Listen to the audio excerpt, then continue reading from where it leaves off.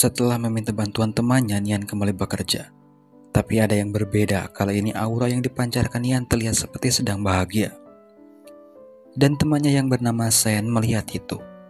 Sen yang kepo bertanya apa yang membuat Nian senyum-senyum sendiri tersebut. Dan yang anehnya, Nian tak sadar dengan tingkahnya tersebut. Dan untuk Yungsu sendiri sedang berada di sebuah rumah mewah milik kakeknya Nian. Ia kesana berniat bersih-bersih untuk menjamu kepulangan si kakek. Yunsu benar-benar betah ketika berada di sana dan melakukan pekerjaannya itu dengan senang. Dan saking senangnya ia sampai joget-joget dan tak sadar ia diperhatikan Nian yang juga baru sampai ke sana. Yang akibatnya Yunsu malu sendiri. Tapi setelahnya keduanya gotong royong membersihkan rumah si kakek dengan suasana yang cukup asik. Dan saat Yungsu sedang menikmati aktivitasnya bersama Nian tersebut, ia tanpa sengaja menemukan sebuah buku dongeng dengan keadaan sudah tidak utuh. Nian yang melihat itu terlihat tidak suka, bahkan terkesan marah kepada Yunsu yang mencoba melihat isi buku dongeng tersebut. Gara-gara itu juga suasana di antara keduanya berubah menjadi tidak enak. Dan untungnya saat si kakek kembali, suasana tersebut berakhir. Bahkan Nian tak sungkan membantu Yunsu memasak. Setelahnya bukan itu saja, segala perhatian layaknya seorang suami ia berikan kepada Yunsu.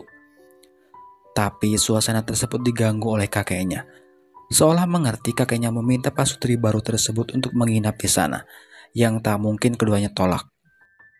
Walhasil saat malam tiba, suasana yang menyeramkan kembali timbul. Keduanya terlihat kaku ketika dipaksa kakeknya untuk tidur bersama. Untungnya keduanya selamat dan berhasil menahan diri sampai pagi tiba. Yunsu menemui kakeknya, ia membicarakan Nian dan tragedi buku dongengnya, yang akhirnya terjawab oleh kakeknya kalau buku dongeng Putri Duyung itu adalah kenangan buruk Nian terhadap orang tuanya. Dan untuk membuat Nian kembali tersenyum, Yunsu memiliki sebuah ide. Ia ngajak Yunsu ke suatu tempat kenangan Nian, dan di sana ia mengagetkan Nian dengan cosplay menjadi Putri Duyung. Melihat dirinya seperti itu membuat Yunsu ngakak, dan begitupun Nian, ia tertawa melihat tingkah lucu bini mudanya tersebut. Berkat itu membuat Nian berubah dan meminta Yunsu untuk kembali ke rumahnya, yang dijawab Yunsu dengan tingkah jaimnya sambil menyembunyikan betapa bahagianya ia bisa kembali ke rumah suaminya. Sebelum memutuskan pindah, Yunsu kembali menemui sahabatnya dan kembali curhat tentang Nian yang memintanya untuk kembali. Yunsu masih takut kalau ia tinggal bersama bisa kembali baper katanya. Dan setelah mendapat wejangan dari sahabatnya tersebut, Yunsu memutuskan untuk kembali. Dan sesampainya di rumah, ingatan-ingatan Yunsu tentang kisah konyolnya langsung menyerangnya. Seperti saat dimana ia memperhatikan Nian sambil senyum-senyum sendiri, dan tingkah konyol lainnya tak luput dari ingatan Yunsu. Tepat saat Yunsu kembali ke kamarnya, ia dikagetkan dengan Nian yang sedang repot membereskan kamar Yunsu. Dan itu Nian lakukan untuk menyambut istrinya kembali, yang tentunya Nian tak mengatakan itu dengan jujur. Ia malah berbohong kalau ia tak ngapa-ngapain katanya, sambil bermuka salting ketika Yunsu memergokinya. Sejak ditinggal istrinya beberapa waktu yang lalu, rupa-rupanya Nian jadi penggemar drama romantis, yang membuat Yunsu aneh melihatnya. Walaupun begitu, Yunsu ikut-ikutan nonton drama tersebut. Dan yang konyolnya ada adegan dewasa di film yang mereka tonton, yang efeknya langsung dirasakan Yunsu dan Nian saat itu. Sebelum hal-hal yang diinginkan terjadi, Yunsu meminta Nian untuk stop nonton drama aneh tersebut, sebelum akhirnya ia kabur. Sampai suatu momen, Yunsu disibukkan dengan banyak pekerjaannya yang diberikan Meng. Sampai-sampai ia mengabaikan Nian yang sedang makan. Dan yang anehnya melihat istri yang tak dicintainya seperti itu membuat Nian gerah. Apalagi saat Nian tahu kalau Yunsu habis makan bareng bosnya, membuat sikap Nian semakin aneh. Contohnya saja ia terus-menerus mengganggu pekerjaan Yunsu dengan bertanya tentang pertanyaan yang tak perlu. Dan yang lebih konyol lagi saat Nian kembali mengganggu Yunsu sambil memakai piyama pemberian Yunsu. Dan lagi-lagi Nian terabaikan. Sampai akhirnya Nian semakin gerah. Nian tak lagi caper sekarang.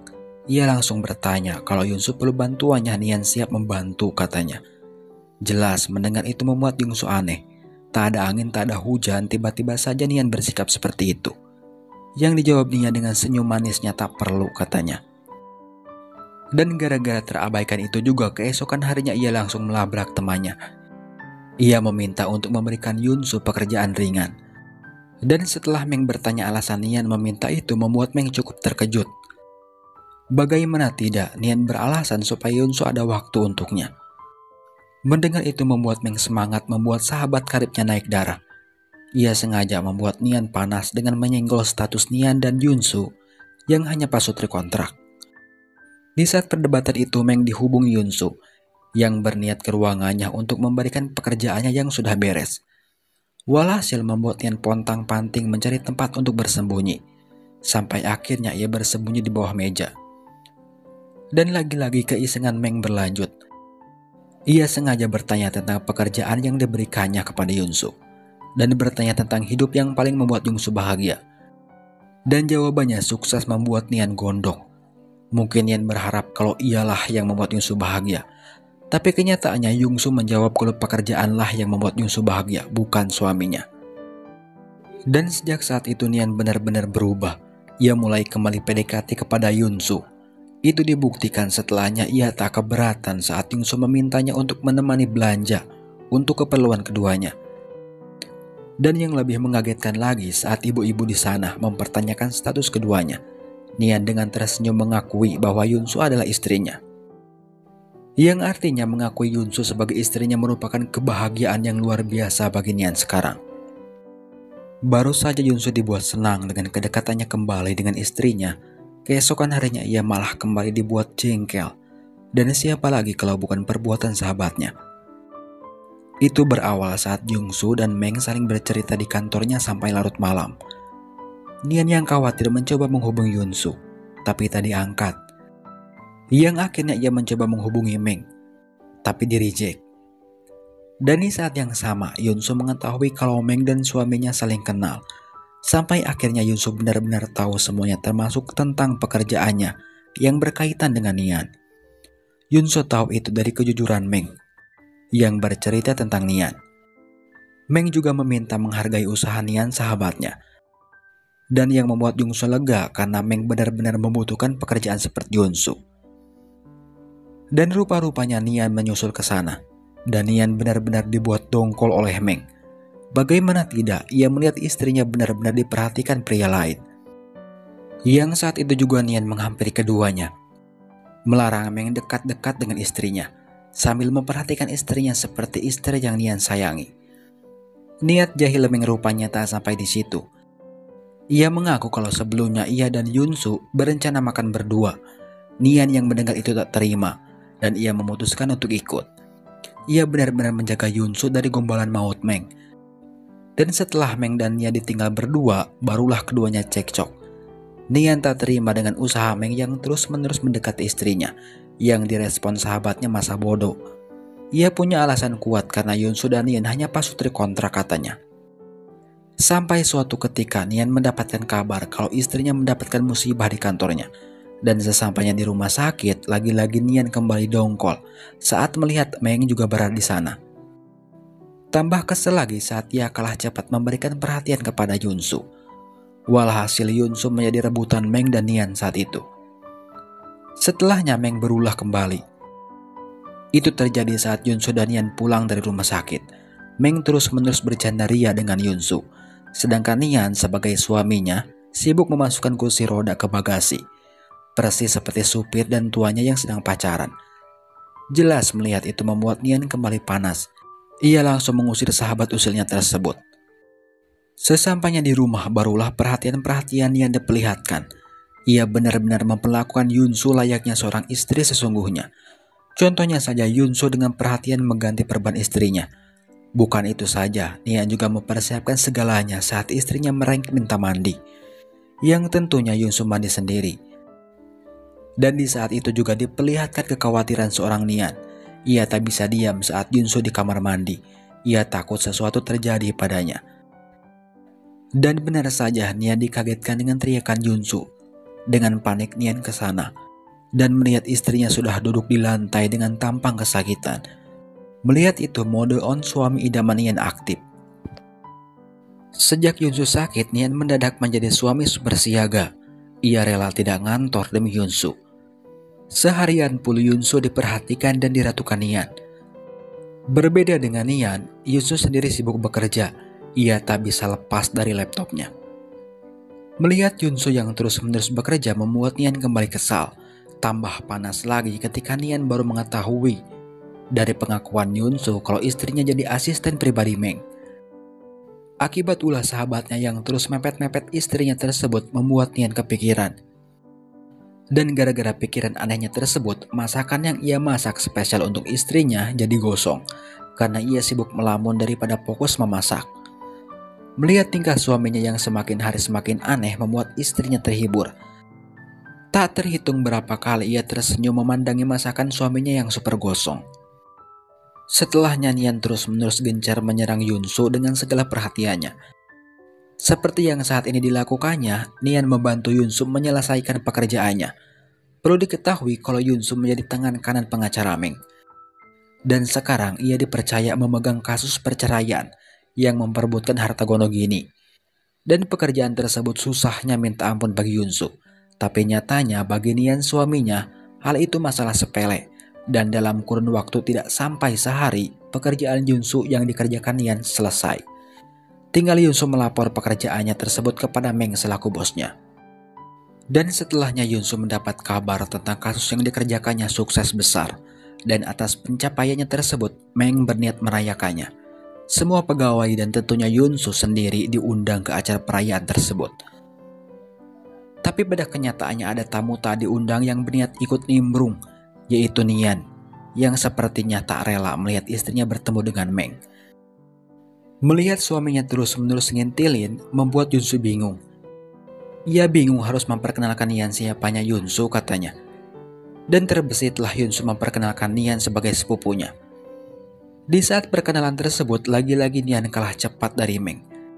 Ia kalah cepat saat memberikan perhatian kepada Yunsu. Yang akhirnya keduanya kembali berebut memperhatikan Yunsu.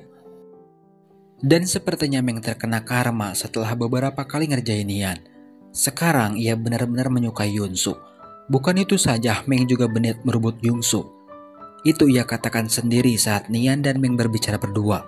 Dan yang anehnya pengakuan Meng tersebut membuat Nian marah. Setelah keanehan-keanehan yang terjadi kepada Nian, mungkinkah Nian sekarang sudah mulai menyukai istri kontraknya? Sadar dengan keanehan Nian tersebut membuat Yunsu bingung. Sampai akhirnya ia kembali curhat kepada sahabatnya. Dan menceritakan semua tentang Nian yang begitu aneh ketika berhadapan dengan Yunsu. Disimpulkanlah kalau Nian menyukai Yunsu, begitu menurut pandangan sahabatnya. Tapi nyatanya kesimpulan tersebut tak membuat Yunsu percaya. Sahabatnya kembali meyakinkan Yunsu untuk membuktikan kalau Nian menyukai Yunsu. Dengan menunggu hari ulang tahun Yunsu, kalau benar Nian menyukainya, sudah pasti Nian akan memberikan Yunsu kejutan. Dan di saat yang sama, Nian sendiri sedang melakukan hal yang sama. Ia diberi saran untuk memberikan Yunsu kejutan. Sampai suatu hari sebelum hari ulang tahun Yunsu tiba, Nian dan Yunsu melakukan aktivitas belajarnya. Dan seperti biasa, bukannya belajar, Yunsu malah terus-menerus membuat kode tentang ulang tahunnya. Mulai dari bernyanyi lagu ulang tahun sampai menggambar kue ulang tahun di kertas soalnya. Dan dengan lempengnya Nian pura-pura tak peka. Sekalinya ia tahu, ia kembali pura-pura biasa saja. Keesokan harinya Yunsu kembali dikagetkan. Dengan tidak seperti biasanya, Nian berniat mengantarkan Yunsu ke tempat kerjanya. Dengan alasan takut istrinya kesiangan, niatnya begitu. Tapi setelah keduanya terjebak macet, bukan lagi kesiangan, mungkin kesorean. Rupa-rupanya Meng sudah menebak kalau hari itu bakal macet total. Ia menyusul Nian dan Yunsu. Dan kembali menggoda Yunsu supaya berangkat bareng Meng. Yunsu yang sudah telat pakai banget, tak punya pilihan selain nebeng bosnya sendiri. Melihat itu membuat Nian selaku suaminya dongkol. Tak habis akal, Nian menabrakkan mobilnya sendiri dan menyuruh Meng mengurus kecelakaan yang disengaja tersebut. Meng yang merupakan pengacara pribadi Nian tak punya pilihan selain kalah. Dan sekali lagi kepintaran Nian di atas segalanya. Ia pergi bersama istrinya menggunakan motor yang digunakan Meng sambil menyindirnya. Perang strategi terus dilancarkan keduanya. Kini giliran Meng yang mulai beraksi. Ia menemui Yunsu dan mengabarkan kabar baik tentang sepupunya yang hilang. Berkat itu juga membuat Meng mempunyai alasan untuk terus-menerus berdua seharian bersama Yongsu. Sedangkan Nian, ia terus-menerus menunggu kepulangan istrinya yang tak kunjung pulang. Tapi saat mendengar langkah kaki Yunsu, ia kembali jaim sambil kepo tentang Yungsu yang pulang larut malam. Dijelaskanlah kalau Yunsu habis menerima kabar baik tentang sepupunya. Dan saat itu Nian berpikir kalau ia sudah kalah satu langkah dari Meng. Tapi ia tak mau kalah. Ia kembali menawarkan solusi super cepat dan lebih cepat dari solusi yang diberikan Meng. Tapi sarannya tersebut ditolak Yungsu. Tak mau kalah jauh, akhirnya Nian menemui temannya yang mengaku pernah melihat sepupunya Yunsu di sebuah apotek. Setelah mendengar penjelasan kawannya tersebut, Nian menyimpulkan kalau sepupunya Yunsu sedang sakit. Setelah itu dengan gerak cepat Nian pergi ke TKP. Dan benar ia melihat sepupunya Yunsu sedang membeli sebuah obat. Dan yang tak saya mengerti, Nian malah mencoba menangkapnya di tempat itu juga. Kenapa tidak ngintilin dulu sampai ke rumahnya lalu menangkapnya? Yang akibatnya target Nian lolos. Sebenarnya Nian bisa saja meminta tolong polisi yang berjaga di sana. Tapi tak Nian lakukan. Ia ingat kepada Yunsu kalau Yunsu tak ingin melihat sepupunya tersebut di penjara. Setelah gagal menangkap targetnya, Nian kembali ke rumahnya. Dan berniat memberikan kejutan ulang tahun untuk istrinya. Persiapan dan hadiah sudah ada. Tinggal menunggu Yunsu pulang. Walaupun begitu tak membuat Nian tenang. Ia bingung menyambut istrinya nanti. Yang akhirnya ia beberapa kali mencoba latihan sebelum orang yang ditunggu datang. Padahal Yunsu sendiri sedang mendapat kejutan dari Meng. Bahkan Meng mengungkapkan perasaannya kepada Yunsu. Bukan itu saja, Meng juga jujur mengatakan kalau ia tahu tentang nikah kontrak yang dilakukan Yunsu dan Nian. Tapi setelah mengungkapkan semua pengakuan-pengakuannya tersebut, Meng harus mengalami kekecewaan. Perasaannya bertepuk sebelah tangan, ia mengalami penolakan. Dengan alasan kalau Yunsu menyukai suaminya. Yang artinya kejutan mewah dan romantis yang dilakukan bosnya tersebut tak berkesan untuknya. Yunsu malah tak sabar ingin segera pulang.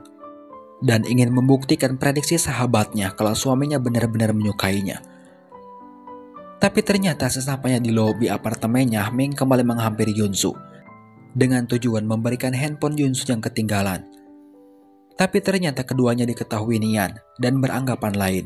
Sehingga acara dan hadiah yang sudah dipersiapkan Nian, ia urungkan. Ia lebih memilih pura-pura untuk tidur di kamarnya. Yang membuat keantusiasan Yunsu menunggu kejutan dari suaminya tersebut sirna. Dan berubah menjadi kekecewaan.